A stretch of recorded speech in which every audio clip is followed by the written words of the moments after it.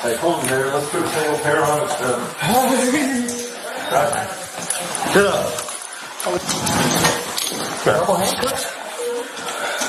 Oh, God.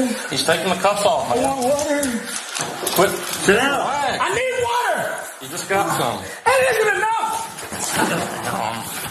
God's sake. Don't do it. Stop. Let go of my hand. Let go. It's overhand. Kenneth, you gotta relax a little bit. We can't give you anything until you're... Throw him behind you. Throw him on the floor. Kenneth, stop. Stop. I don't know. Just in here, go over. Kenneth, stop.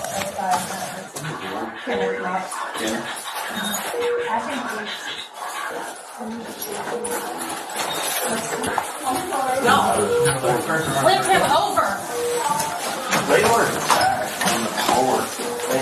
No pulse. No pulse. Run the car. Start the car.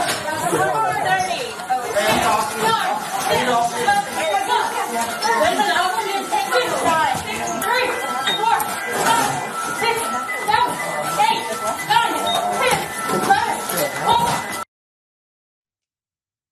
It was a mental health crisis. They knew it was a mental health call, a mental health crisis.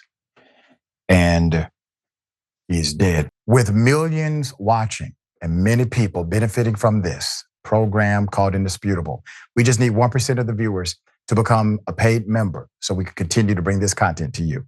Now back to the show. Put up the picture full mass.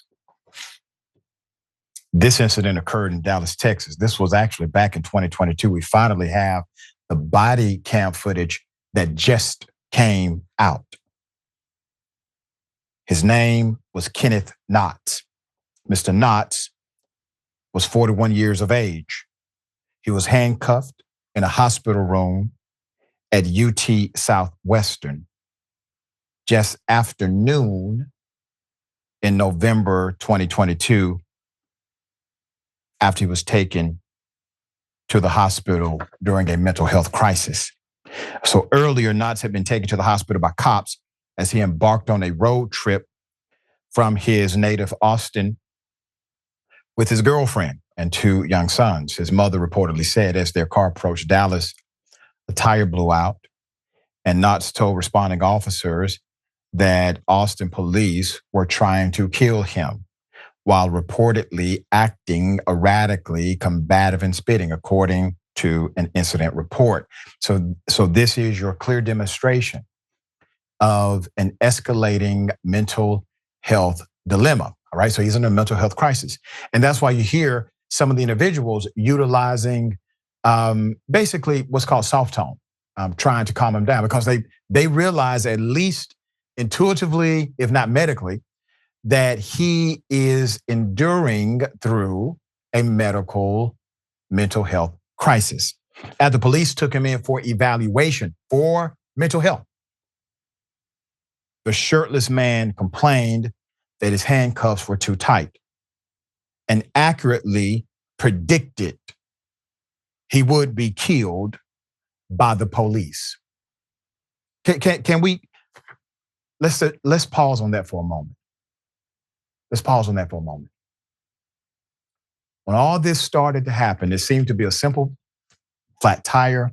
There's a road trip. He's with members of his family. For some reason, he starts to have this manic episode. It's a mental health crisis. He believes the police are going to kill him. They take him in for evaluation. There's no criminality. They take him in for a mental health evaluation. They handcuff him. He says, I need some water. They say, you already got some. He said, I didn't get enough. He tells them, I can't breathe. He then predicts his own death. There's more. Accurately predicted his own death. He would be killed in the next several minutes. Quote, don't kill me, he pleaded. The footage showed, don't smother me. His repeated requests for orange juice and water were denied because the staff said he was uncooperative. Quote, we don't feel safe with you, a hospital worker explained.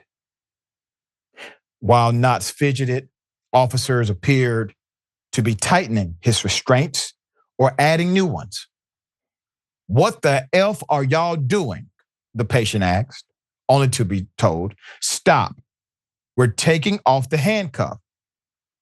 I need water, please," he said multiple times as the cops continued to restrain him. Knotts then yelled, "I can't breathe," as officers pressed down on his back, his limbs, echoing the final words, those final words of both Eric Garner and George Floyd. As at least 3 officers from UT Southwestern Medical Center Police Department pushed on his back, Knotts screamed before falling into silence. The footage shows this moment as well.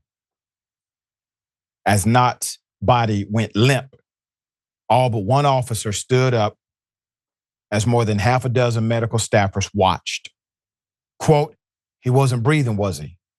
one medical staffer asked before saying, "Ish," when she appeared to learn the answer. Moments later, the medical staffer screamed, "No pulse, no pulse."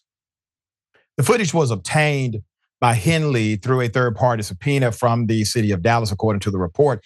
The city declined to release the footage or identify the cops involved and had not previously disclosed the death, according to the newspaper. This was a cover-up. Officials had previously said the cause of death could not be determined. The Dallas County Medical Examiner's Office determined that the cause of death was in fact homicide. That means other people caused it. And that Knotts had a cardiac arrest associated with physical restraint and semi-prone position. It's the result, the family lawyer Geoff Henley said, of being wedged against the bed. Quote, "You're applying pressure against the chest. I can't expand and contract. I can't breathe," Henley summarized. Late in 2023, a grand jury declined to indict the officers on criminal charges. In October, the attorney retained by the Knotts family filed a federal civil rights lawsuit against the UT system. Geoff Henley said he fought for a month to obtain the body camera video and received it yesterday. He played a portion of it for members of the media on Tuesday. Put up the leadership of this institution that seemingly engaged in a cover-up after a killing. President of UT Southwestern Medical Center is Dr. Daniel K. Podolsky on the left, and UK Southwestern Chief of Police is Chief Marcus Lewis on the right. UT Southwestern has not responded to NBC's request for comment to the video. When the civil case was filed, UT Southwestern said it remains saddened by the loss of life, but could not provide further comment, end quote. You know, the insensitivity of telling a mental health survivor, a mental health patient who's going through a crisis, we are afraid of you. We're not safe around you. It's not his fault. Who would blame someone? Just think about it in the context of just medical, nothing else, just health and medical. Who would blame someone for not winning a 100-yard dash if you had a broken foot? Who would blame that person? You won't say you're slow. You can't run. You don't know how to sprint. You never would make that accusation against them because you understand they have a broken foot. But when somebody has some places that are broken mentally, when there's a mental health crisis, we treat them like it's their fault that they are experiencing a medical condition rather than providing the help and assurity they need that they are safe. The reason I believe he responded that way is because he didn't feel safe around them. Ben, thoughts here?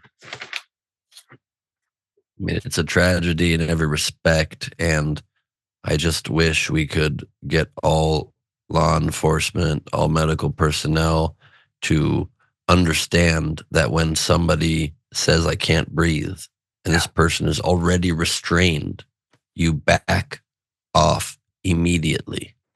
There is very limited things somebody who is restrained can do.